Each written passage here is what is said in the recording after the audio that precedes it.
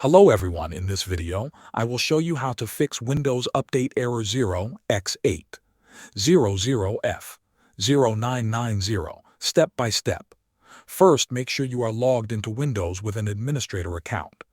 This is important so the fixes can work correctly. Start by opening Settings. Click on System, then go to Troubleshoot. From there, click on Other Troubleshooters. Find Windows Update in the list and click Run next to it. Let the troubleshooter scan your system and apply any fixes it finds. When it finishes, restart your computer and check if the update works. If the error still shows up, the next thing to check is free disk space. Open File Explorer and click on this PC. Look at your C drive and make sure you have enough free space available.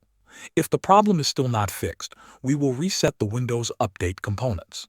This step usually helps when updates are stuck or corrupted. Press the Windows key. Type Services and open the Services app. Scroll down and find Windows Update.